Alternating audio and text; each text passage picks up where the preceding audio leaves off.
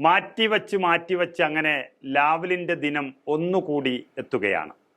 Supreme കോടതി ഇന്ന് case പരിഗണിക്കുമ്പോൾ എന്തെങ്കിലും രീതിയിലുള്ള പരാമർശങ്ങൾ കോടതിയിൽ നിന്നുണ്ടാകുമോ, അതോ കേസ് വീണ്ടും മാറ്റിവെക്കുമോ എന്നാണ് പലരും ഉറ്റുനോക്കുന്നത്. പല വലിയ വിധികളും സമീപകാലത്തുണ്ടായ സുപ്രീം കോടതിയിൽ നിന്ന് ലാവ്ലിനിലും സമാന രീതിയിലുള്ള പരാമർശങ്ങൾക്ക് സാധ്യതയുണ്ടെന്നാണ് നിയമവിദഗ്ധർ ചൂണ്ടിക്കാട്ടുന്നത്. മകൾക്കെതിരെ SFIO അന്വേഷണം ഊർജിതമാക്കിയതിൻ്റെ ഞെട്ടലിലാണ് പിണറായി വിജയൻ ഉള്ളത്. അതിനിടയിലാണ് വീണ്ടും ലാവ്ലിൻ കേസ് സുപ്രീം കോടതിയിൽ ചൂടുപിടിക്കുന്നത്. ഇത് 37-ാം തവണയാണ് കേസ് സുപ്രീം കോടതിയിൽ ലിസ്റ്റ് ചെയ്യുന്നത്. ജസ്റ്റിസ് സൂര്യകാന്ത് അധ്യക്ഷനായ ബെഞ്ചാണിപ്പോൾ ലാവ്ലിൻ കേസ് കേൾക്കുന്നത്. ഇതിനു മുൻപ് കഴിഞ്ഞ വർഷം ഒക്ടോബർ 31-നാണ് അവസാനമായി കേസ് പരിഗണിച്ചത്. നേരത്തെ കേസ് പരിഗണിക്കായി വിളിച്ച സമയത്ത് CBIക്ക് വേണ്ടി ഹാജരായ additional solicitor general SV Raju കോടതിയിൽ ഹാജരായില്ല. അഭിഭാഷകൻ കോടതിയിൽ ഇല്ലാത്തതിനാൽ ഹർജി അല്പസമയം കഴിഞ്ഞ് പരിഗണിക്കണമെന്ന് ജൂനിയർ അഭിഭാഷകൻ ആവശ്യപ്പെട്ടിരുന്നു.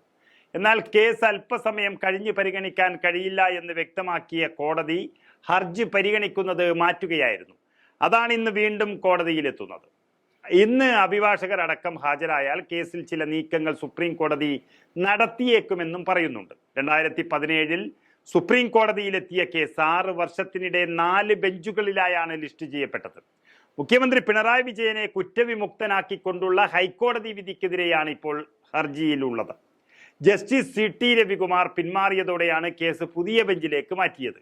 ഹൈക്കോടതിയിൽ ഇതേ കേസിൽ വാദം കേട്ടിട്ടുണ്ടെന്ന് ചൂണ്ടിക്കാട്ടിക്കൊണ്ടാണ് ജസ്റ്റിസ് CT രവികുമാർ അന്ന് പിന്മാറിയത്. ജസ്റ്റിസ് സൂര്യകാന്തിന് പുറമെ ജസ്റ്റിസ് ദിവാങ്കർ മേത്ത, ജസ്റ്റിസ് ഉജ്ജൽ ഭുവിയാൻ എന്നിവരാണ് ബെഞ്ചിലെ മറ്റ് അംഗങ്ങൾ. ലാവ്ലിൻ അഴിമതിയിലേക്ക് വന്നാൽ ഇടുക്കി ജില്ലയിലുള്ള പള്ളിവാസൽ, ചെങ്കുളം, പന്നിയാർ എന്നീ ജലവൈദ്യുത പദ്ധതികളുടെ പുനരുദ്ധാരണത്തിന് വേണ്ടി കനേഡിയൻ കമ്പനിയായ SNC ലാവ്ലിനുമായി ഒപ്പിട്ട കരാറുമായി ബന്ധപ്പെട്ട വ്യവസ്ഥാ ലംഘനങ്ങളാണ് ലാവ്ലിൻ കേസിന് അടിസ്ഥാനം. ഈ കരാർ ലാവ്ലിൻ കമ്പനിക്ക് നൽകുന്നതിന് പ്രത്യേക താല്പര്യം കാണിക്കുക വഴി സംസ്ഥാനത്തിന് 374 കോടി രൂപയുടെ നഷ്ടം സംഭവിച്ചിട്ടുണ്ടായിരുന്നു എന്നാണ് ലാവ്ലിൻ കേസിലെ പ്രധാന ആരോപണം. 95 ഓഗസ്റ്റ് 10-ന് ഐക്യജനാധിപത്യ മുന്നണി സർക്കാരിലെ വൈദ്യുതി മന്ത്രി G കാർത്തികേയനാണ് SNC ലാവ്ലിനുമായിട്ടുള്ള ആദ്യ ധാരണാപത്രം ഒപ്പുവെക്കുന്നത്. പിന്നീട് SNC ലാവ്ലിനെ പദ്ധതി നടത്തിപ്പിന് കൺസൾട്ടന്റായി നിയമിച്ചുകൊണ്ടുള്ള കരാർ 96 ഫെബ്രുവരി 24-ന് ഒപ്പിടുന്നതും കാർത്തികേയൻ വൈദ്യുതി വകുപ്പ് മന്ത്രിയായിരുന്ന കാലയളവിൽ തന്നെയാണ്.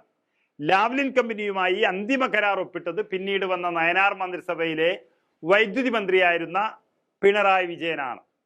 2001 മെയ് മാസത്തിൽ തിരികെ അധികാരത്തിൽ വന്ന AK ആന്റണി മന്ത്രിസഭയുടെ കാലത്താണ് കരാർ പ്രകാരം നിർമ്മാണ ജോലികൾ പൂർത്തിയാക്കപ്പെട്ടത്. കടവൂർ ശിവദാസനായിരുന്നു അന്ന് വൈദ്യുതി മന്ത്രി. പിന്നീട് ആര്യാടൻ മുഹമ്മദ് വൈദ്യുതി മന്ത്രിയായിരിക്കുന്ന അവസരത്തിലാണ് പദ്ധതിയുടെ നിർമ്മാണ പ്രവർത്തനങ്ങൾക്കുള്ള തുക പൂർണ്ണമായും അടച്ചു തീർത്തത്. കരാറുകൾ വിഭാവനം ചെയ്യുന്നത് മുതൽ നിർമ്മാണ പ്രവർത്തനങ്ങൾ പൂർത്തിയാകുന്നതുവരെ 4 മന്ത്രിസഭകളിലായി 5 മന്ത്രിമാർ വൈദ്യുതി വകുപ്പ് ഭരിക്കുകയുണ്ടായി. കരാർ നൽകുന്നതിൽ വഴിവിട്ട സമീപനം ഉണ്ടായിട്ടുണ്ട് എന്നതാണ് പിണറായി വിജയന് മാത്രം നേരെ ഉയർന്ന ആരോപണം. ഹൈക്കോടതി വിധിക്കെതിരെ CBI സുപ്രീം കോടതിയെ സമീപിക്കുന്നത് അതുകൊണ്ടാണ്.